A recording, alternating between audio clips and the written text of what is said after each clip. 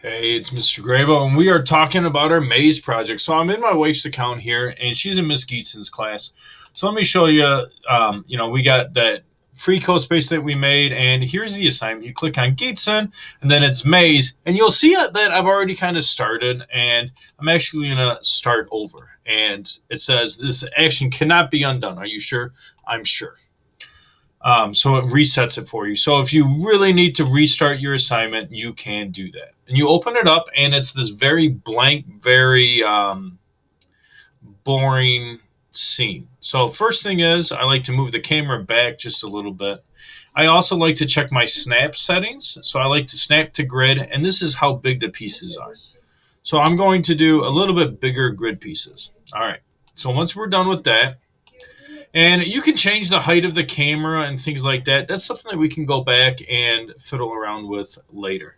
So let's add an environment first. Let's make this look cool. So you have some pre-made environments that you can pick from. You can pick here, and you can do filters and things like that. I guess I'll make my maze in a jungle.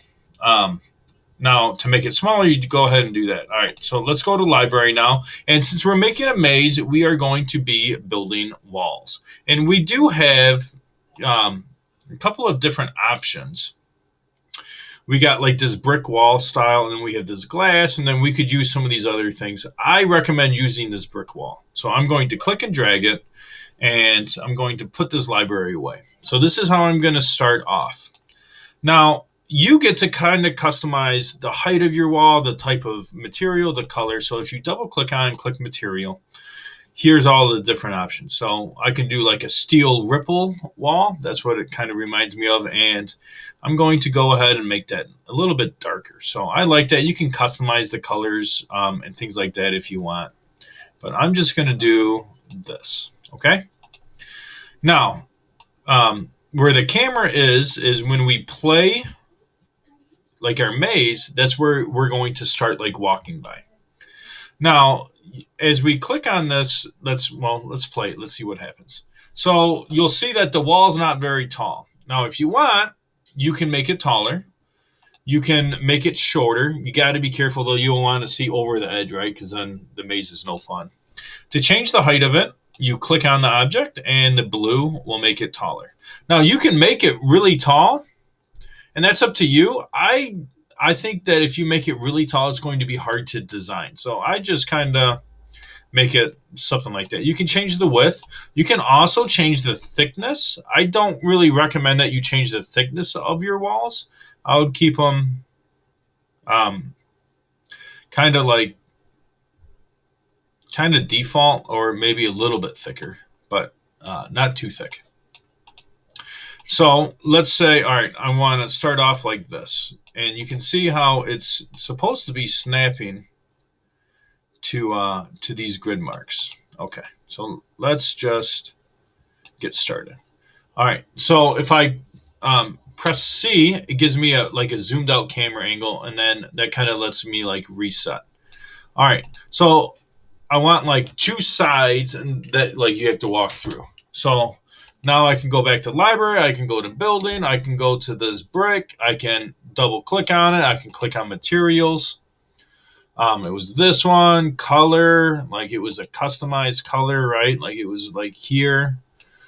I think that's close enough. And now like if I click on this wall and then press V, it gives me a better view of it. Now I got to change the height. What was that height like?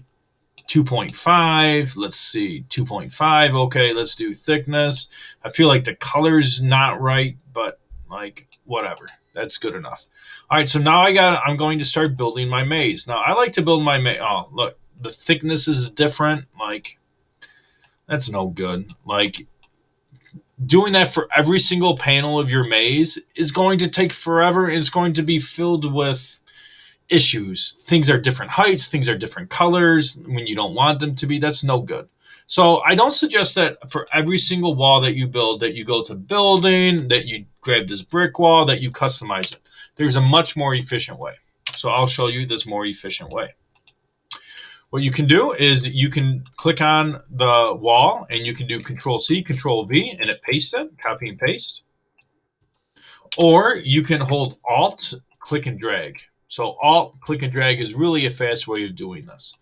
Now, if you want, you see how I have two wall pieces here, and I can change, I can move them, and it doesn't even look like, it looks like one wall. So that's kind of a cool feature. Now, what I suggest that you do is that you copy and paste, and then right here, you can like pivot your wall, and then you can just move it and set it up, and then Alt and move it. Now, some of you will have a tougher time just navigating around here. So if you have a tough time and you keep moving a wall piece by accident, like, oh, I didn't want to do that, you can always undo. You can also lock the wall in place. So if you right click or double click, and you can lock that piece, you're like, that's exactly where I want it. You can lock it in place. And now you can't move that piece, but you also can't copy that piece. So it's up to you if you want to lock it.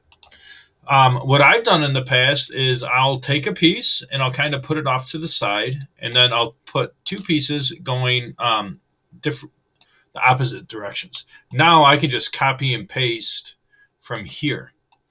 Now, you can go ahead and like set your pieces up, and sometimes they're going to fit like together perfectly, sometimes not, and that's okay, because then you can just kind of stretch it to make it fit individually. So what I would worry about at first is getting an idea started, right? So kind of laying out a rough idea of where you want your maze to go.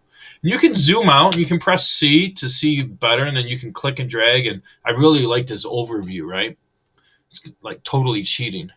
But then you can start to see how your maze can start to come together. So even from this far away view, I can start to move my pieces around.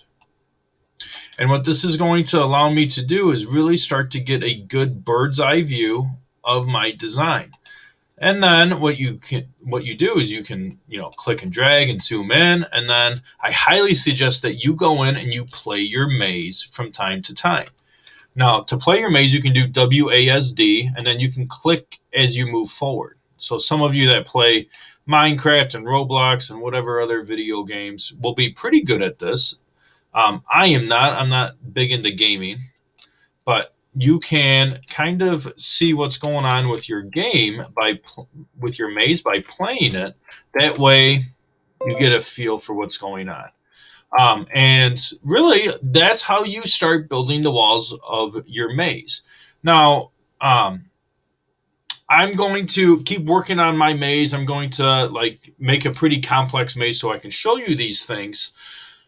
And then I'm going to go ahead and add in some details, like how to add animals, how to add signs, how to add different parts in CoSpaces, because we can really customize this. But the first thing is we need that strong foundation of good walls and a good maze. And remember, at first, don't worry about these little issues, right?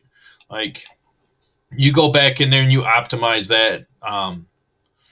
And you it's like editing. You just go back in and make sure everything's exactly how you want it to be.